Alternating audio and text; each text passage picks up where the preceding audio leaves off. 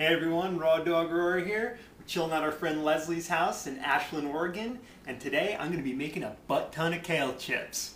And when I make kale chips, you know, you can do it all different ways. You can do it really simply. You can just take kale, broken up, pour a little olive oil, a little salt, little spices, massage it. But what I really like to do is I like to make kind of a seed cream kind of base and then massage that onto the kale chips so that when I dehydrate the kale chips, they get this kind of crunchy coating, and it's kind of reminiscent of Doritos or other kind of snack chips that you might have had back in the day.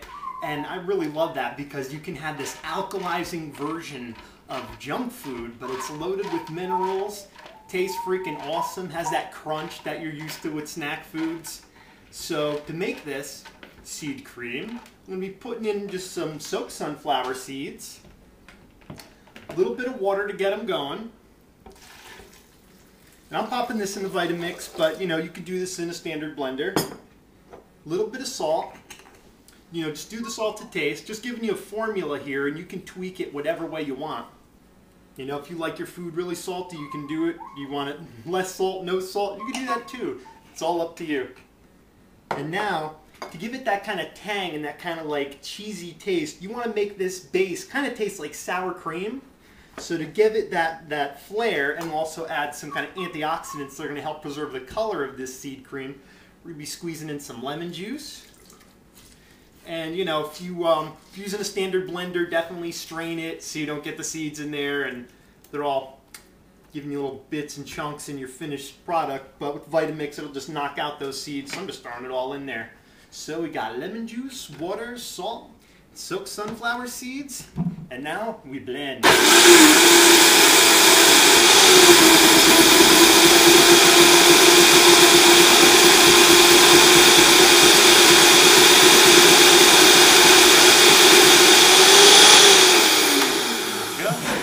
I want this to spread a little bit further, so I'm just going to add a little bit more water, just get it a little more runny. You know, you don't got to worry about it, it's all going in the dehydrator, so don't worry if, oh, I added too much water, you know, it's too liquidy, don't worry about it, it's going to dry on them, it'll be perfect when it's all done.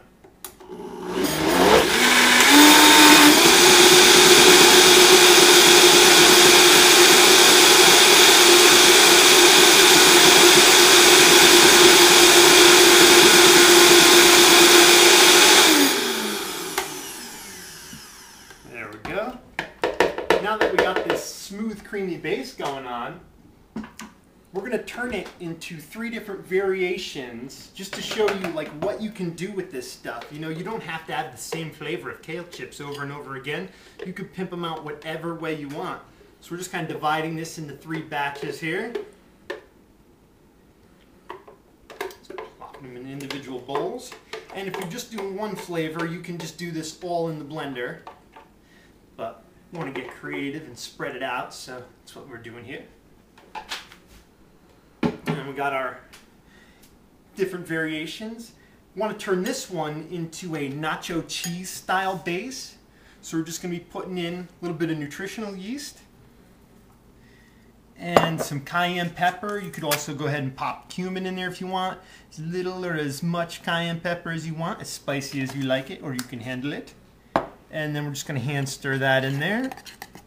And like I said, if you're doing this, if you're just doing one flavor, just go ahead and do it in the blender. Blend your base and then pop your spices in there after it's all nice and creamy and blend that in and you're good to go. Now for this next one, we want to do some curry. I'm just going to hook it up with a little pre-mixed curry seasoning. You can throw some cumin in there as well. That'll go nice with it. Ground coriander seed, however you want. And if your curry's not spicy enough for you, you can pop some cayenne pepper in there and kick it up a few notches. That's all good. Stir that in there. Doesn't have to be perfect. Doesn't have to be pretty in the bowl because we're going to massage this all into the kale when we're done. And lastly, who doesn't like ranch? We're going to do some ranch style chips. So we're using that same blended seed cream base, popping in a little fresh minced parsley, little fresh minced dill, oh yes, a little fresh ground black pepper, oh yes, a little onion powder, and a little garlic powder. And like I said, this is all, you know, all to taste. And you could use whatever kind of seed cream based dressings that you like and that you really enjoy. Up the flavor just a teeny bit and massage those into your kale chips, and you'll get yourself a really awesome flavor going on. There we go. And I think this is the one we're going to use first, because that looks marvelous. And now, for our kale leaves, when you prepare your kale for doing kale chips, what I like to do is I like to just take it by the stem, grasp all the leaves at once, and then just peel that central stem out and get rid of that, so you don't have this really chewy thing to be working on when it's all done, because that thing will get really tough when it's dehydrated, so you want to get rid of that. And I like to leave the kale pieces as large as I can, because when these things get dehydrated, they're going to shrivel up like you wouldn't believe. So if you got these little like teeny nuggets, which, you know, it's going to happen when you're breaking off leaf, these guys are going to shrivel up to like nothing, and you're going to be like, what am I eating here? So keep them as big as you can. Don't worry, they will shrink down massively. So we're just going to plop in this lovely seed cream here, seasoned up with the ranch dressing. And voila. And now we're just going to massage that in. My hands are very clean, don't worry. It's all good. And this massaging action, not only does it really like spread the marinade all around these guys, but it also kind of breaks down the cell walls of the kale, gets them all mushified, kind of almost like pre-digested. God, I hate that word. Easier to digest. And then once you're all a mess and they're evenly coated, they're ready to go on your dehydrator trays. And the cool thing about kale chips is they, you know, these will work with any kind of dehydrator. You can use them with any kind of dehydrator with a, you know, adjustable setting. Spread them on your trays. If they're piled one on top of the other a little bit, don't worry about it. Don't get too anal about it, because they're going to dry up to like nothing and shrivel up, and you'll be like, wow, how much did I put in there when I started? And so when they come out, they're going to be delicious and crunchy. Peace out. We're back, and our various kale chips are finished. We had some fun with the curry ones, and Leslie threw in some raisins, which I think is a really neat addition. So give these guys a shot. Oops, or a piece of them.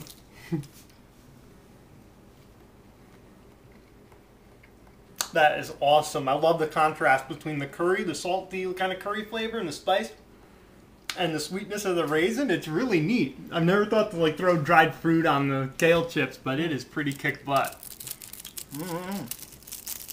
Gnarly. And then we got the ranch going on over here.